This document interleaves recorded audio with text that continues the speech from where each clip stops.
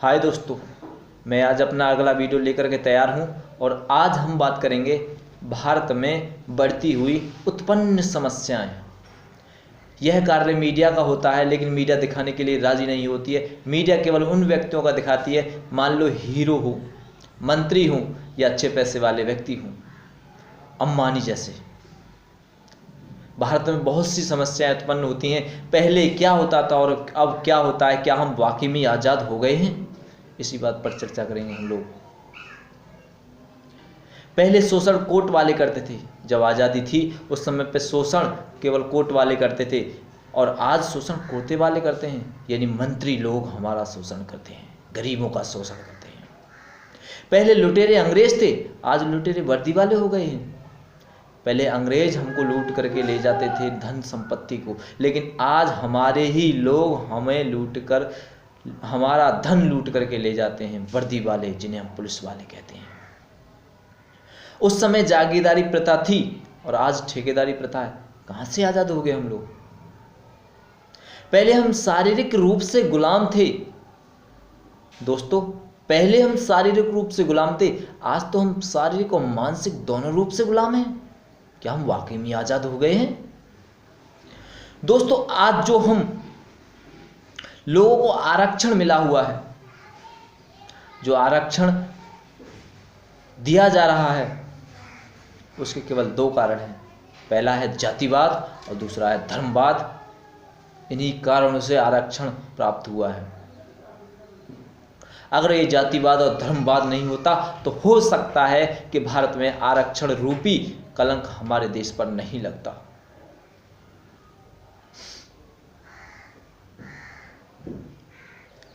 पहले स्वतंत्रता से पहले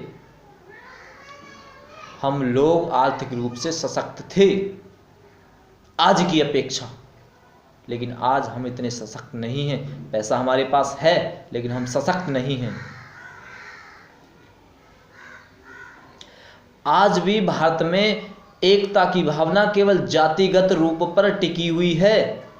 हमारे देश का प्रत्येक नागरिक देश के ऊपर मरना क्यों नहीं चाहता है? क्योंकि यहाँ पर उत्पन्न जातिवाद है। इसके कारण देश पर मरने के लिए लोग आगे नहीं आते हैं।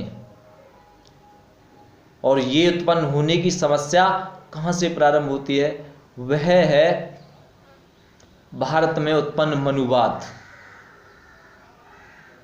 स्वतंत्रता से पहले केवल 10% लोग गरीबी और भूखमरी का शिकार होते थे, लेकिन आज 70% लोग गरीबी और भूखमरी दोनों का शिकार होते हैं। तो क्या हम वाकई में आजाद हो गए हैं? आज भी हमारे देश में प्रत्येक 2 या 3 घंटे में एक किसान की मृत्यु होती है। क्या हम वाकई में आजाद हैं?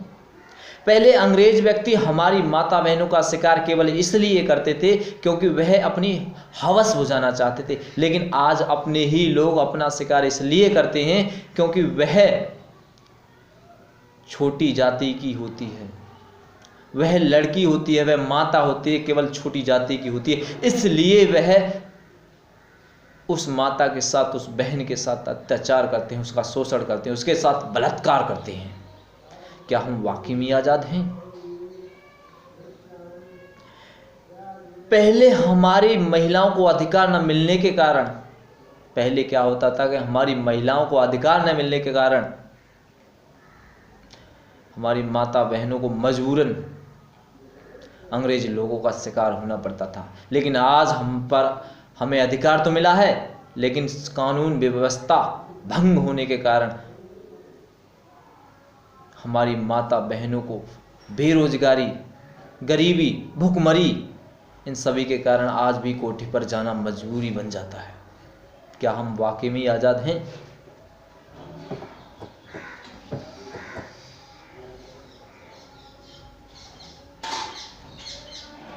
पहले हमारे देश में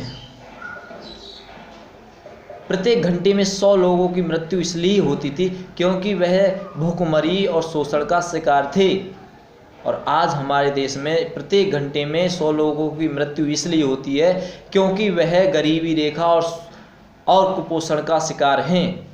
हमारे देश की सरकारें आती हैं, वादा करती हैं, चुनाव लड़ने के बाद फिर वही वादा निरस्त कर देती हैं। क्या हम वाकई में आज़ाद हैं?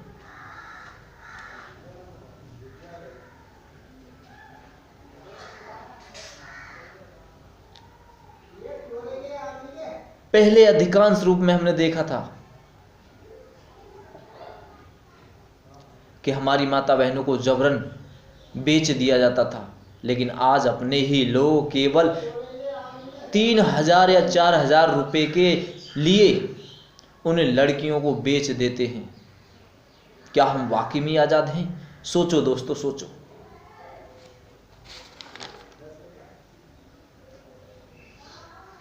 आज भी हमारे देश में स्वतंत्रता के 70 वर्षों बाद भी गरीब व्यक्तियों को जानवरों जैसी जिंदगी व्यतीत करने के लिए मजबूर किया जाता है। आज भी हमारे देश में आर्थिक स्थिति पर नज़र डाली जाए तो पता चलता है कि इससे गरीबी अधिक और पता चलता है कि इससे गरीब और अधिक गरीब और अधिक अमीर होता है। यानी हमारे देश की आर्थिक स्थिति मजबूत होने के बावजूद भी यहाँ पर लोग, जो गरीब है वो अधिक गरीब और जो अमीर है वो अधिक अमीर होता जाता है। हमारे देश में आज भी लोग अपने घरों से बेघर कर दिए जाते हैं। उसका मुख्य कारण यह होता है या तो जातिवाद या धर्मवाद, केवल इसलिए बेघर कर दिए जाते हैं और वह अपने देश में ही भगोड़ों की जिंदगी जीने के लिए मजबूर हैं।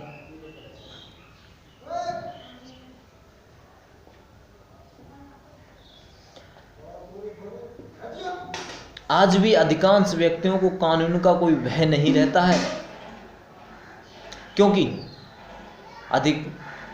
शोषण करने वाला या अपराध करने वाला या तो मंत्री होता है, या मंत्री का सहपाठी होता है, या मंत्री का संरक्षक होता है।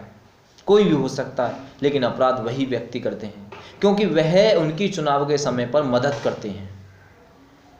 ऐसी है भारत की कानून व्यवस्था। हमारे देश में बढ़ती हुई बेरोजगारी और गरीबी भारत देश की पहली एवं आखिरी समस्या है। अगर हमारे देश से बेरोजगारी समाप्त करनी है, गरीबी समाप्त करनी है, तो भारत में कानून व्यवस्था को लागू करना होगा।